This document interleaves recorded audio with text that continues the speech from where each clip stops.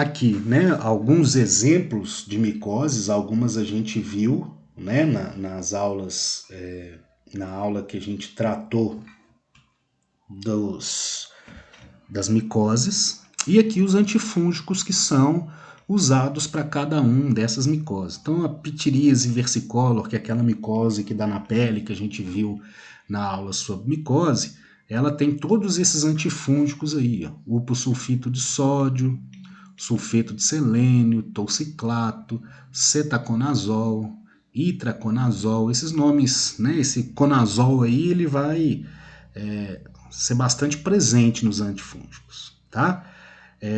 Então, para cada tipo de fungo, para cada espécie ali, a gente pode ter uma variedade maior de substâncias que tem uma toxicidade seletiva boa para o tratamento, né, para o combate a esses micro-organismos. O que ocorre é que o tratamento pode ser demorado porque em doses elevadas essa toxicidade seletiva ela pode diminuir. Mas tem um antifúngico, eu acho que todo mundo conhece, que é o miconazol. Ah, nunca ouviu falar? Já ouviu falar sim, nesse cara aqui, ó. Então a gente vê lá o princípio ativo, né? Nitrato de miconazol. Esse tipo de antifúngico, ele é exatamente indicado para dermatofitoses. Então, o que é isso? São micoses que atingem a pele. Então, para cada tipo de infecção fúngica, a gente tem algumas substâncias, alguns fármacos específicos.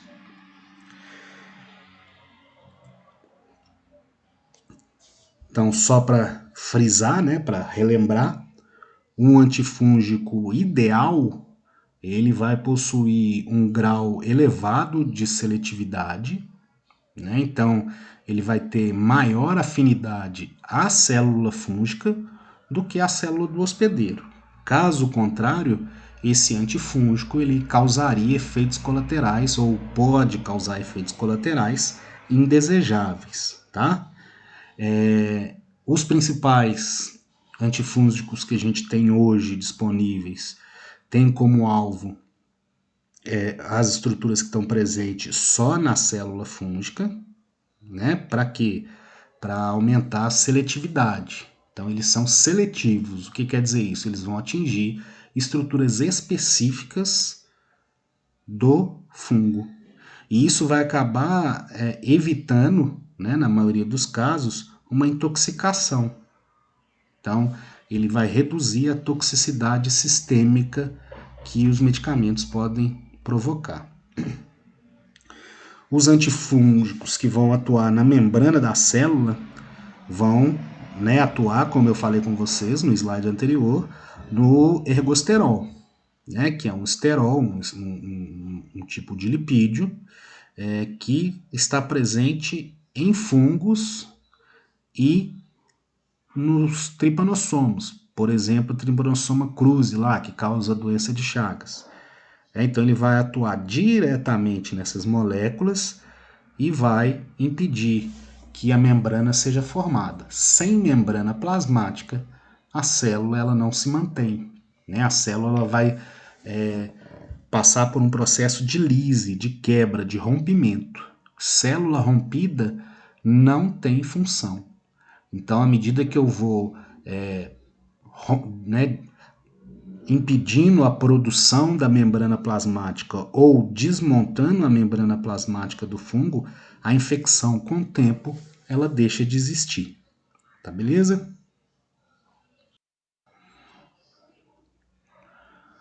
Só que pode existir falha nesses medicamentos, né? Então, a falha terapêutica nas micoses, ela está relacionada ao paciente.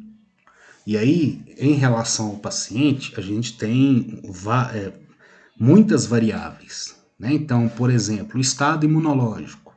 Se é um paciente que ele é portador de alguma doença pré-existente que deixa o sistema imunológico debilitado. Por exemplo, pessoas que fazem tratamento de câncer, pessoas soropositivas, pessoas que fizeram transplante.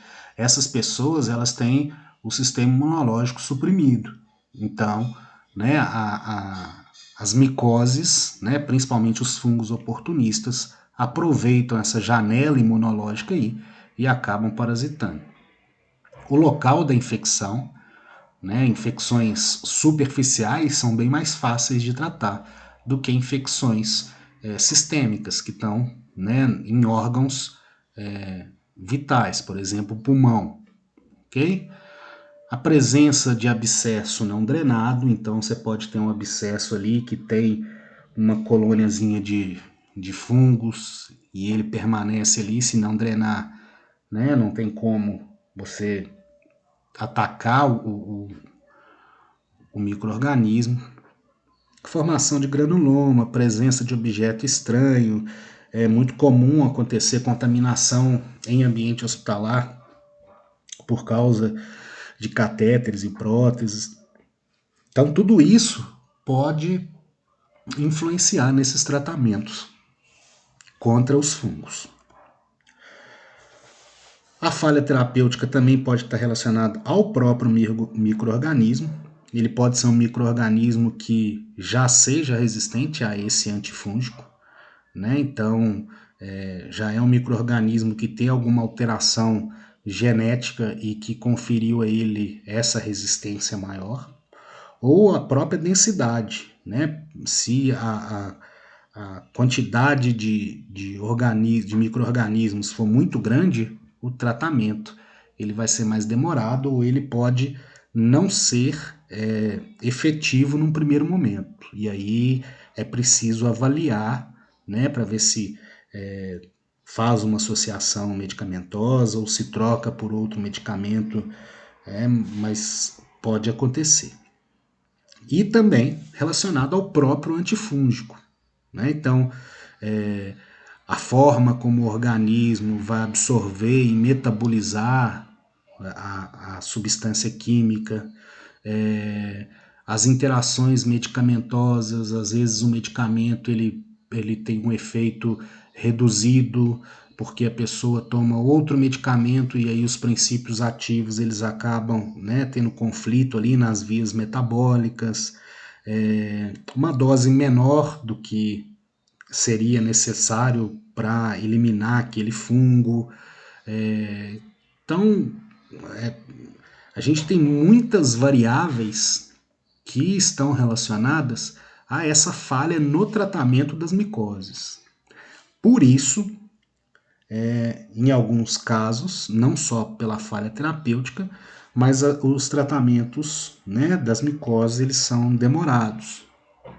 Então, a pessoa ela pode ter lá uma micose que a princípio parece uma micose simples, mas ela teve lá o azar de, né, ela ter sido colonizada exatamente por um fungo que já tem ali uma mutação que deixa ele mais resistente aos medicamentos que são usados normalmente.